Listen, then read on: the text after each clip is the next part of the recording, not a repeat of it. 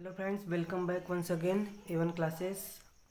और पिछली वीडियो में मैंने आपको पूरे टेंस के बारे में बताया था कि जो किसकी सहायक क्रिया क्या है, इसकी पहचान क्या होती है और इसके क्रिया में परिवर्तन क्या होते हैं। तो आज बारी बारी से हम टेंस को पढ़ेंगे। आज का पहला टेंस है प्रेजेंट इंडेफिनिट टेंस। तो इसके बारे में हम जानेंगे कि प्रेजेंट इंडेफिनिट टेंस की पहचान क्या होती है और इसके नियम क्या होते हैं बनाने के, और एग्जाम्पल के साथ हम बताएंगे डिटेल्स में। इसको पूरी वीडियो को ध्यान से देखना, बिल्कुल भी स्किप मत करिएगा, क्योंकि यहाँ पे कुछ नया सीखने को मिलेगा ही मिलेगा। तो चलिए वीडियो को आगे बढ़ाते हैं। सबसे पहले इसकी पहचान जानते हैं कि इसकी पहचान होती क्या है। कि सामान्यतः वाक्य के अंत में ता है, ती है, ते हैं आदि शब्द का प्रयोग होता है। यानी कि सामान्यतः वाक्य के जो अंत में होता है वह ता है, ती है, ते है आदि शब्द लगा होता है। और इसमें एक और पहचान होती है कि इसमें इन वाक्यों में कभी कभी आदत और अटल सत्य का भी भाव प्रकट होता है। यानी कभी कभी आदत होती है, आदत का भी भाव प्रकट होता है, और कभी कभी अटल सत्य यानी वास्तविक सत्य का भी भाव प्रकट होता है। तो इसके नियम जान लेते हैं कि इसके नियम क्या होते हैं बनाने के। पहला नियम है कि इस टेंस के साधारण वाक्य में एक वचनकर्ता के साथ केवल यस या ईएस जोड़ दिया जाता है। क्रिया में केवल क्रिया में यस या ईएस जोड़ दिया जाता है, इसमें सहायक क्रिया का प्रयोग नहीं करते हैं। ध्यान देना कि केवल साधारण वाक्य में यस या ईएस लगाते हैं, नकारात्मक और प्रश्नवाचक में नहीं। नकारात्मक और प्रश्नवाचक में हम डू या डैश का भी प्रयोग करते हैं, लेकिन साधारण वाक्य में हम डू डैश का प्रयोग न करके केवल क्रिया में यस या ईएस जोड़ देते हैं। केवल एक वचन के साथ जोड़ते हैं, बहुवचन के साथ इसमें कोई भी क्रिया में यस या यस नहीं जोड़ते हैं। न तो यस न तो यस जोड़ते हैं बहुवचन के साथ। अगर एक वचन करता रहेगा तभी हम यस या यस जोड़ते हैं। और निगेटिव सेंटेंस में देखते हैं कि निगेटिव सेंटेंस में इसका क्या नियम है। निगेटिव सेंटेंस में एक वचनकर्ता के साथ डज नॉट तथा बहुवचनकर्ता के साथ डू नॉट का प्रयोग करते हैं। इसमें यस या यस नहीं लगाते हैं। निगेटिव सेंटेंस में यस या यस नहीं लगाते हैं क्रिया में, बल्कि क्या करते हैं कि एक वचन करता है तो डू नॉट का प्रयोग कर देंगे, एक वचन करता है तो डज नॉट का प्रयोग कर देंगे, तथा बहुवचन करता है तो डू नॉट का प्रयोग करेंगे।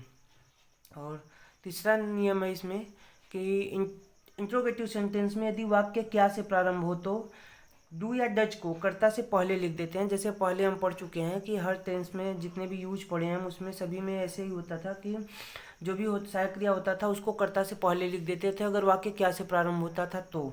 यदि वाक्य क्या से प्रारंभ हो तो डू या डज को कर्ता से पहले लिख देते हैं।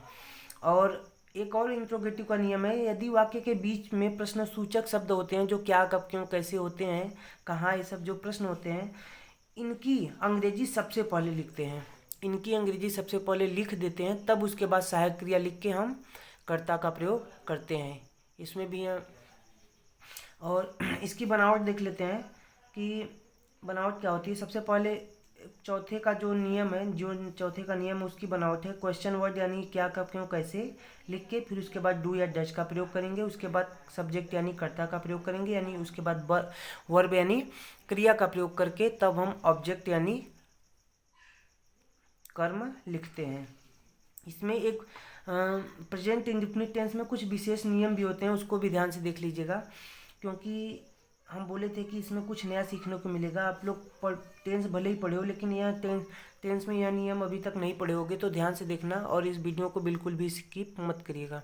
तो इसमें है, पहला है कि हूँ के साथ प्रश्नवाचक वाक्यों में भी में भी साधारण वाक्य में डू डज का प्रयोग नहीं किया जाता है। अभी हम पढ़ें कि प्रश्नवाचक में क्या करते हैं कि डू डज का प्रयोग करते हैं, लेकिन प्रश्नवाचक में भी अगर हूँ आ जाए तो भी उसके साथ हम डू या डज का प्रयोग नहीं करते हैं, बल्कि क्रिया में यस या यस जोड़ते हैं।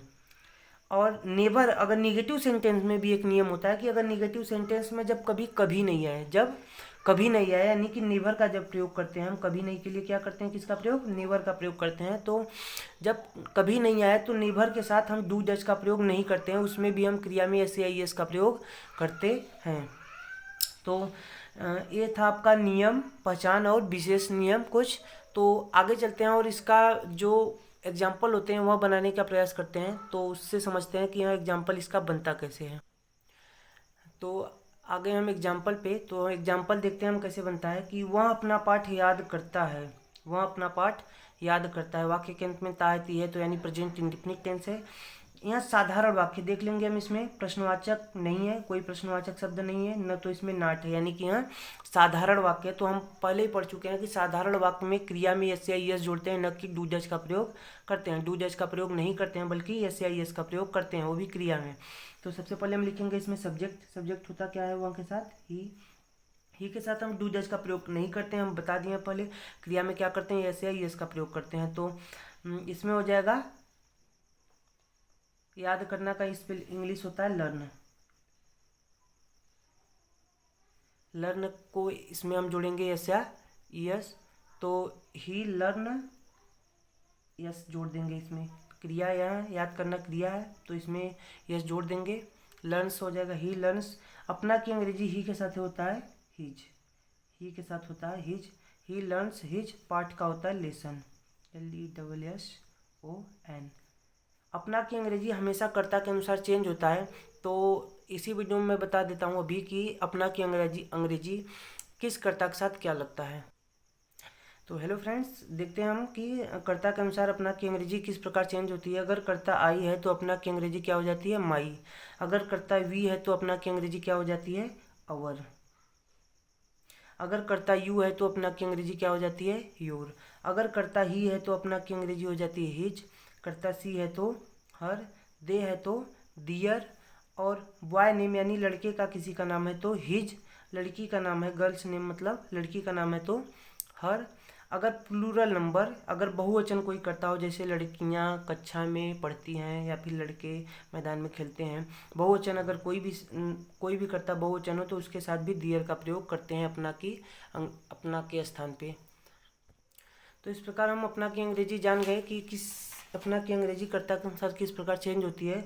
तो अगला पहचान बनाते हैं हम, अगला एग्जाम्पल बनाते हैं कि पृथ्वी सूर्य का चक्कर लगाती है। देखिए यूनिवर्सल ट्रूथ है, यानी कि वास्तविक सत्य है, पृथ्वी सूर्य का चक्कर लगाती है। तो हम बताए थे पहचान में भी कि इसमें क्या होता है कि जो यूनिवर्सल ट्रूथ का भी प्रयोग होता है, यानी वास्तविक सत्य, और कहावत यानी आदत का भी प्रयोग होता है प्रेजेंट इंडेफिनिट टेंस में। तो सबसे पहले हम लिखेंगे द अर्थ।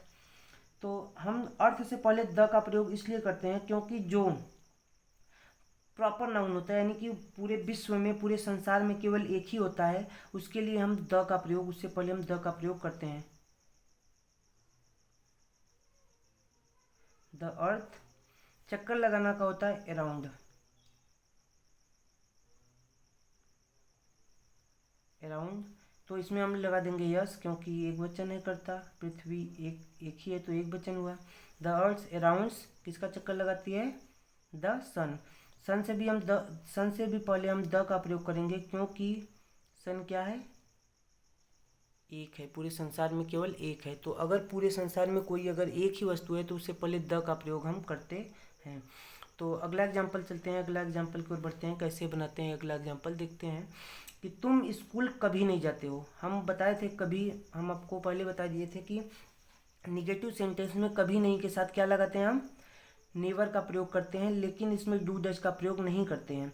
तो इसका हो जाएगा you never, NEVER, you never goes to school. You never goes to school. इसमें भी हम डू डज का प्रयोग नहीं करते हैं। निगेटिव सेंटेंस में अगर कभी नहीं के साथ, अगर कभी नहीं आ जाए तो उसके साथ नेवर लगा के उसके साथ क्रिया में ऐसा यस जोड़ते हैं, न कि डू डज का प्रयोग करते हैं। तो अगला एग्जाम्पल है वहाँ कौन है। हम ये भी बताए थे कि कौन के लिए भी हम यस या यस का प्रयोग करते हैं, डू डज का प्रयोग नहीं करते हैं। अगर कौन आ जाए, इसकी अंग्रेजी क्या होती है, हूँ। हूँ के साथ क्या होगा, हूँ। और वहाँ कौन है, कौन का हो गया आपका हूँ।